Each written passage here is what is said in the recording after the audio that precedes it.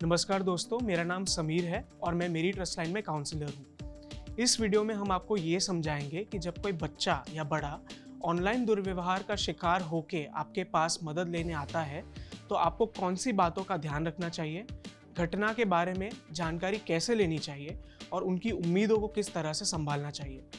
सबसे पहले पीड़ित की मानसिक स्थिति को पहचान कर समझने की ज़रूरत है। जब किसी के साथ ऑनलाइन दुर्व्यवहार होता है तब बहुत सारी चीज़ें एक साथ हो रही होती है। उनका शोषण सिर्फ इंटरनेट तक सीमित नहीं रहकर उनके वास्तविक जीवन पर भी असर डालता है।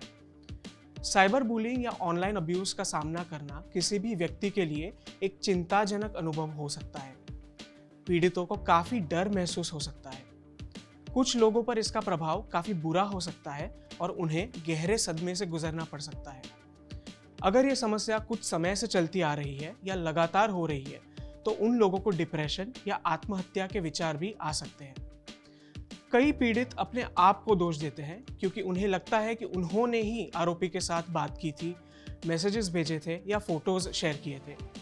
इस विचार से उनको और तनाव महसूस होता है और वो दूसरों से मदद मांगने में शर्मिंदगी महसूस करते हैं। उन्हें ये डर रहता है कि उनका परिवार या पुलिस अफसर उनकी ही गलती निकालकर उनको दोषी ठहराएंगे। इसलिए सबसे पहले आपको पीड़ितों को विश्वास दिलाना पड़ेगा कि जो भी हुआ है उसमें उनकी गलती नहीं है। उनको ये आश्वासन दिलाएं कि आप उनके ही तरफ हैं। उनको ये भी बताएं कि उनका मामला अनोखा नहीं है और आप कई ऐसे मामलों से पहले उलझ चुके हैं। उन्हें ये बताएं कि सारी बातें गोपनीय यानी कॉन्फिडेंशियल रहेगी और रिपोर्टिंग के लिए ही इस्तेमाल की जाएगी। इससे वो आपको पूरी जानकारी देने के लिए प्रोत्साहित होंगे।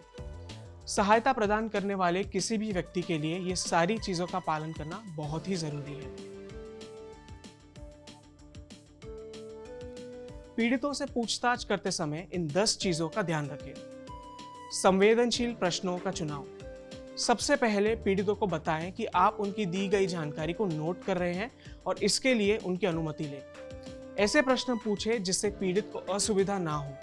शुरुआत तकनीकी प्रश्नों से करें, जैसे घटना कौन से प्लेटफॉर्म पे पहले हुई और कौन से प्लेटफॉर्म शामिल थे, कितने दिनों से वो प्लेटफॉर्म का उपयोग कर रहे थे। ऐसे प्रश्नों से पीड़ित अपने आप को संभाल पाते हैं और सुरक्षित महसूस करते हैं। जब आपको लगे कि वो ठीक है, उनसे आरोपी के बारे में जानकारी लें, जैसे कि वो उन्हें कितने समय से जानते हैं, पहली बार कब और कहाँ मिले थे, आरोपी के पास पीड़ित की कौन कौन सी जानकारी है और पीड़ित आरोपी के बारे में क्या क्या जानते हैं। घटना का समय और एविडेंस जानें। फिर घटना के बारे में पूछें। कभी कभी पीड़ित प्रेशर में आके टाइमलाइन को थोड़ा कंफ्यूज कर देते हैं, इसलिए जो उन्होंने कहा है उसको दोबारा समझें और अनुमानित टाइम की नोंद लें। ये जानना ज़रूरी है कि कंटेंट किस प्रकार का है, किस तरह से लीक हुआ है और कौन से प्लेटफॉर्म्स पर शेयर किया गया है। अगर कंटेंट अभी तक अपलोड नहीं हुआ है तो उसकी जानकारी लेना भी ज़रूरी है। ध्यान से सुनने के बाद अपने नोट्स के आधार पर एक समय रेखा बनाकर पीड़ित को दोहरा के सुनाएं। एविडेंस की जानकारी। फिर उनसे पूछें कि क्या उनके पास कोई सबूत है, स्क्रीनशॉट्स हैं, क्या घटना का रिकॉर्ड अभी भी ऐप में अवेलेबल है, ओरिजिनल कंटेंट किसके पास है। स्पॉटलाइट इफेक्ट का भूत।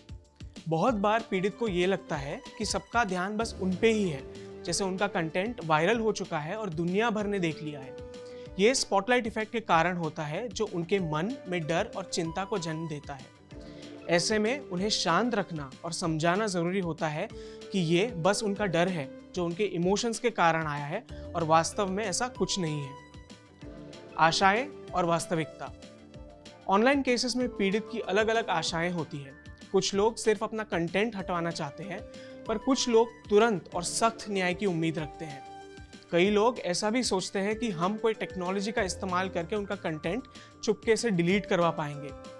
ऐसे में ज़रूरी है कि हम पीड़ित को सरल भाषा में सारा प्रोसेस समझाएं और उन्हें वास्तविक समय सीमाओं के बारे में भी बताएं।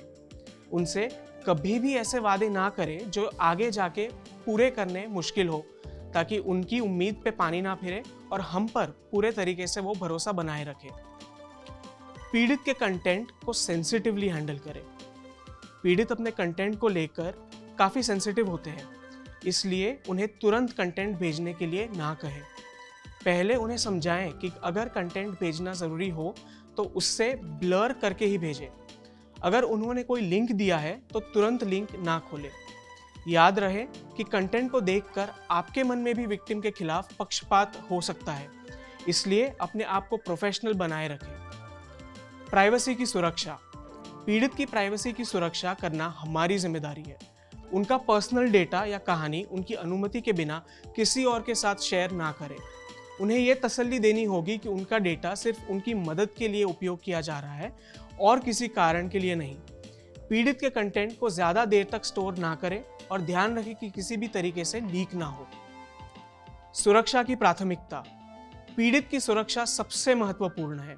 अगर आरोपी के पास पीड़ित की पर्सनल जानकारी है, जैसे घर का पता या ऑफिस का लोकेशन, तो ये हालत और गंभीर हो सकती है। अगर पीड़ित को किसी तरह का फिजिकल खतरा या धमकी दी गई हो तो पुलिस या किसी विश्वसनीय व्यक्ति से मदद लेनी होगी। परिवार से बात करना। कई बार पीड़ित अपने परिवार या दोस्तों से ये बात नहीं करते हैं। उन्हें लगता है कि उनको कोई नहीं समझेगा। ऐसे समय में उन्हें किसी एक या दो भरोसेमंद व्यक्ति से बात करने के लिए प्रोत्साहित करें ताकि उन्हें अकेलापन महसूस ना हो। लंबे समय तक काउंसलिंग का महत्व। हर पीड़ित का केस अलग होता है। आपको यह ऑब्जर्व करना होगा कि क्या एक बार की काउंसलिंग काफ़ी है या उन्हें लंबे समय तक थेरेपी की ज़रूरत है। कई बार कुछ लोग अपने दर्द को भूल जाते हैं, पर कुछ पीड़ित ऐसे होते हैं जिनके लिए ये ट्रॉमा गहरा होता है। उन्हें समझाएं कि अगर उन्हें ज़रूरत लगे तो लंबे समय तक थेरेपी उनके लिए फ़ायदेमंद हो सकती है और उन्हें धीरे धीरे अपने भावनाओं को संभालने में मदद मिलेगी।